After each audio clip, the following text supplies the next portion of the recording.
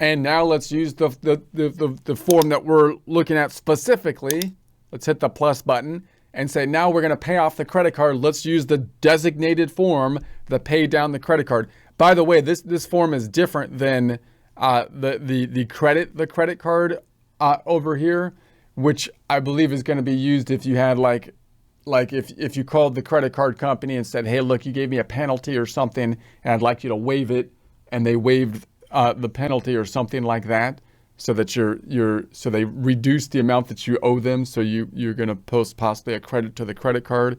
But here we're talking about paying down the credit card, and so that's going to be over here with the pay down credit card. So it's kind of like a transfer form. So let's say this time it's going to be paying down the MasterCard, the payee, let's just say, what did I say, credit card, boom. And then let's say that how much did you pay? Let's say $4 this time on the 22nd. What did you use to make the payment? Let's say the checking account. So I made a payment with a check. No, I'm not going to add a check. That would ask for a check number. I'm going to say, no, it's an electronic payment, which would typically be the case, which would typically go through the bank feeds. So this is like a transfer form, but now it's going to be specific to credit card payments, which means it's only going to go one way, which solves that problem, but it adds another transaction type, which makes it confusing that way. So let me show you what I mean. If I save it and close it, we're going to go, okay, let's go to the balance sheet. Let's run it to refresh it. Refresh it, QuickBooks. Don't give me any glitchy, non-refreshing stuff when I zoom in here. Let's go into that checking account. Better be, it's not there. It's not there, QuickBooks. Dang it, let's go back. I told you to run it. Get your head in the game. Clear your focus. All right, there it is. There's the $4. All right, so that's great because now I can see it as a credit card payment, and that makes sense because I know a credit card payment should be a decrease.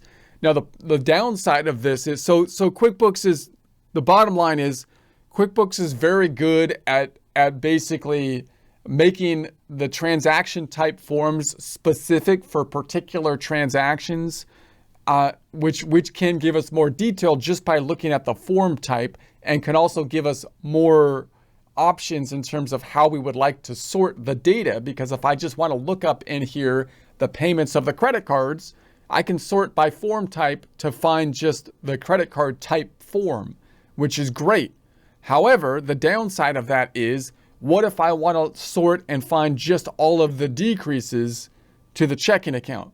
Well, instead of having, the most basic thing would be just have a check form cover all different types of decreases to the checking account, whether it be an electronic transfer, a normal written check, or a payment of a bill that you're paying off, or payment of payroll, which is basically a type of check form. It's a decrease, or payment of the sales tax. All of those have different forms, and now you have a different form for the payment of the credit card. So now if I want to look for all the things that are decreasing the account, I have to remember all of the different transaction form types to make sure to click all of them off so that I don't miss any of the decreases. So again, the detail has its pros and cons with it. So I just want to point that out. So it's just so you know. Let's go back. And then let's go down to the MasterCard and see it on this side. MasterCard. And there it is. So there's the $4 decreasing on this side. Now it's showing as a credit card. So if I go back to 2024, so now we can see that the expenses will increase the liability instead of decreasing the checking account when we incur them. And the credit card will decrease the liability as we pay off the credit card. So note that the credit card, from the standpoint of bank feeds and how it is used, is actually easier than the checking account, but a little bit hard to wrap our minds around at first, because it seems backwards, right? That instead of when you buy stuff, instead of the asset going down, we're increasing the liability.